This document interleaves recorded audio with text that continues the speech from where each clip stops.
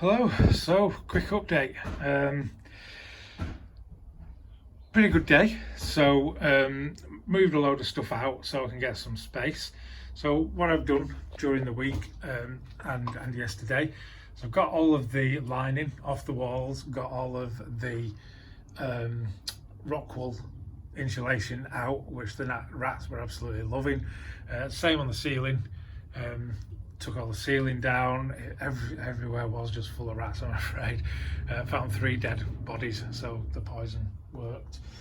I'll just show you what was there after I took. So the ceiling was just corrugated steel. There's actually 2 skins of corrugated steel up there because the first one was a bit leaky. Second one just went on top of it rather than replacing it. So this time I'm actually going for some damp course membrane up against the steel and then just bringing it round the bits of wood. Don't know if they're beams, rafters or joists. I never really knew what the difference was. So just bringing it around then because I'm not taking the roof off. Yeah, so we've got damp course membrane instead of the rock wool insulation this time.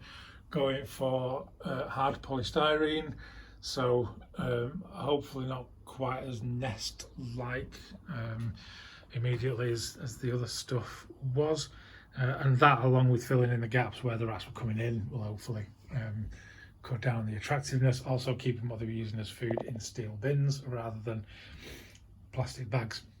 So yeah, so that's what I'm hoping will make things better. The damp course membrane, polystyrene insulation, and then for the ceiling, OSB board. It's only 9mm because I won't hang anything directly from any board. Anything that is going to get hung will always go from a stud. The damp course membrane is like 4 meters wide, which is a meter wider than the garage, so it comes down the wall a bit. I've got more left on the roll that I'm going to use to line the rest of the walls. The walls will also get the insulation, and I'm probably going to use ply for the walls just so that it's a bit more sturdy. In terms of mounting the ply, what I've got here, there's a batten goes along the top, there's a batten goes along the middle. Previously didn't bother with a batten along the bottom because you know, it was all going to be hidden. I knew it was going to be hidden behind shelving and utility white goods and stuff. This time I am going to be hanging stuff from the wall, so I'm probably going to put a batten along the bottom so I can fix the bottom of the thing ply. Yep. What else? Yeah, the main thing.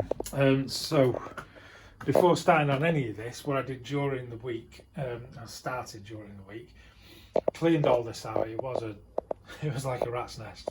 It was a rat's nest. So I've scrubbed everything down. There's actually a little bit of a gap here because this tumble dryer was still in place and I've just shifted it out so you can see the fillet. So down here, I've scrubbed it all out, disinfected, scraped all the, and disinfected. I haven't done this little short section here because it was behind this tumble dryer. But what we've got is the mortar fillet, and that's as far as I've got with that. So it goes up about 1.5 inches and it covers the whole of the footing there. Pretty sure that was where the water was coming in. It was really wet down there and really dry, even just like a couple of inches above. So I'm pretty sure that's where it's coming in. I can actually see daylight just through there as well. Maybe I'll get that. I don't know if anyone cares. Anyway, there you go. A little bit of daylight through there. So you know, anything like that I'm just dealing with as well as it comes along. Generally, as I'd thought I remembered, filling in the gaps between the panels is pretty good, and I think that's why it's so bone dry. So anyway, I've just realised I can't put a batten down there if I've got to fill it. I'm going to have to work that out anyway. So yeah, that's about it. It's kind of starting to come together. I'm obviously going to have to bring everything in today, which is a shame because that's going to be the last half hour of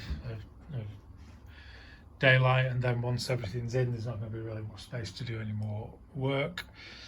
I'm actually thinking when I bring everything in, I'm going to try and keep it against the door, and just see if I can get myself a bit of space around my bag, and just see if I can get a couple of sessions in this week, which I couldn't do last week because it was such a tip.